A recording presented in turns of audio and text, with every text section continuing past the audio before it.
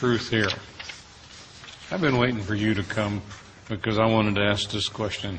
And thank you, Warren, for calling it in. Please explain who Allah is. Some people say He is the same God of Abraham, Isaac, and Jacob. You've even seen it on some of the Christian television stations that says that. Well, Allah has 99 names in the Quran. And a couple of His names, one of them is the destroyer. And one of them who does damage, does mischief. Ad-Dar. These cannot be attributes of God. God is not a destroyer in the Bible.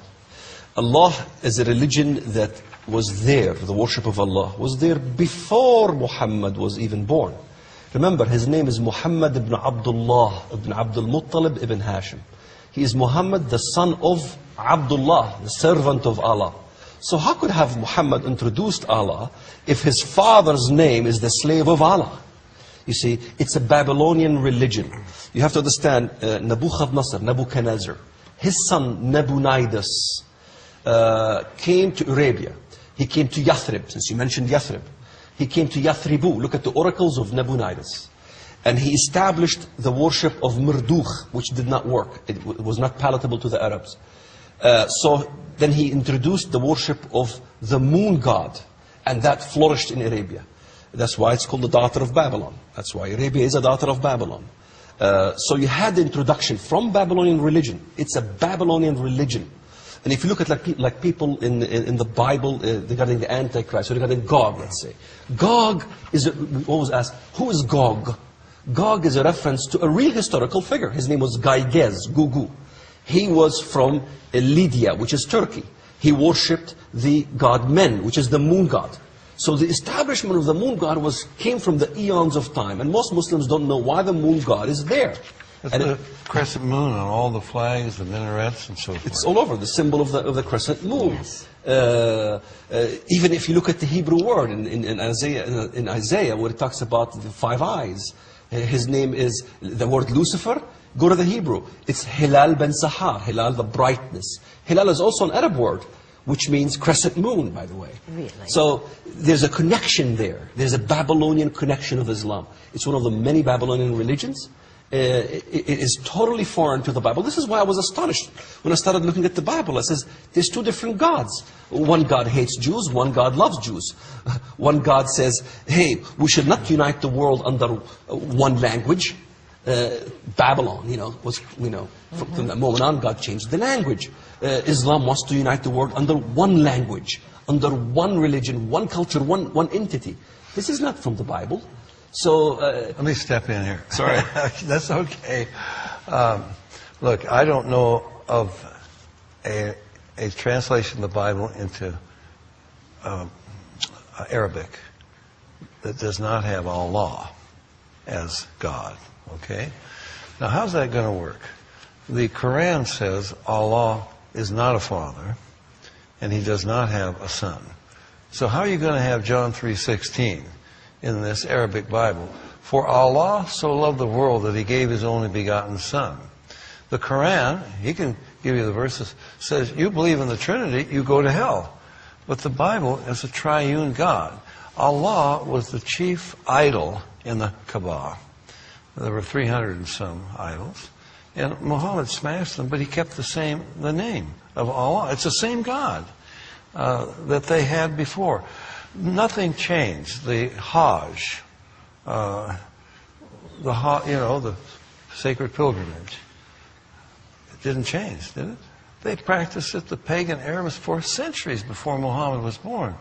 There's so many details, we don't have time. The Treaty of Hudaybiyah, most important treaty, when Muhammad comes, this is incredible. He's started this Muslim religion, supposedly. And he's living in Medina now. And he comes in 628 AD with his followers. These are new Muslims now. And they come to Mecca. What do they want to do? They want to join the Hajj. What is the Hajj? They're going to go to this Kaaba. Got 300 and some idols, and Allah is the chief idol, and they want to join the pagans and go around. Okay, that's when Mecca was too strong. They stopped him. And he entered into this treaty of Hudaybiyah, the most important treaty, I guess, in Islamic history because it set the law of war and peace. It established a hudna. And these guys are not talking about peace. They're talking about a hudna, a temporary ceasefire so we can gather our strength to destroy you, okay? So, but as part of that deal, Muhammad got to come then the next year, 629. Here he comes. These are Muslims. This is Muhammad, the prophet of Islam. And they join the pagans. They go 7 times. Did you ever go on that pilgrimage? No. My father did. Yeah. Go 7 times around the Kaaba, kiss the dark stone, touch the stone in the Yamani corner, run between Marwa and Safa, go to Wadi Mina. Every year they get trampled to death over there and throw 7 rocks each at each of 7 effigies of Satan, supposedly. All of the pagan ceremonies that were established before Muhammad was born, the Muslims do them today. Only thing they changed was, instead of Allah being the chief God in the Kaaba, Allah is the only God, and if you don't admit that, we kill you, okay? The Ramadan is the same thing. It's the same pagan ceremony. The Quran says, you could probably tell us the verse, that the Quran was first inspired in the month of Ramadan, right? Which says Ramadan already existed.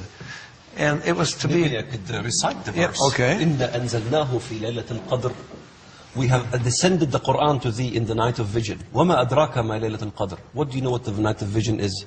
لَيْلَةُ الْقَدْرِ خَيْرٌ مِنْ أَلْفِ شَهْرٍ. It is the night of vision that this Quran supposedly came down. That's when the crescent moon shows up. It's better than 1,000 months. تَنَزَّلُ الْمَلَائِكَةُ فِيهَا وَالرُّوحُ بِإِذْنِ رَبِّهِمْ. It's the day when the angelic host is cast out of heaven by the order of their Lord. Who is their Lord? And when are the angelic hosts cast out of heaven? This is in the Bible, the demonic force. And here's a parallel. The demonic force in the Bible is the good host in the Quran. The Antichrist of the Bible is the Mahdi of Islam. 2 John 2:22. Who is the liar? He who denies that Jesus is the Christ, that God came in the flesh. He is Antichrist that denies the Father and the Son. Major. So what is Allah? Allah is the religion of Antichrist. It is a form of Antichrist. It is a system of Antichrist. And maybe, I know Dave Hunt would agree with me with that one. Talking about Sharia law, everything Dave Hunt would say about what's happening in the world proves my point. Who's changing the laws? Who's asking to change all the laws throughout the Middle East? Who's establishing Sharia law? And what does that law says? Women have no right. Does not honor the desire of women. And honors a God of forces, a God of fortresses. Who's honoring a God hungry of war and jihad? Who's doing that these days? Is that not a religion of Antichrist? Oh, my. Yes, it You're is. making some good points, brother. Sure are good. But we still disagree. That's right. Because you're from the old school, you got to come to the new school. Okay.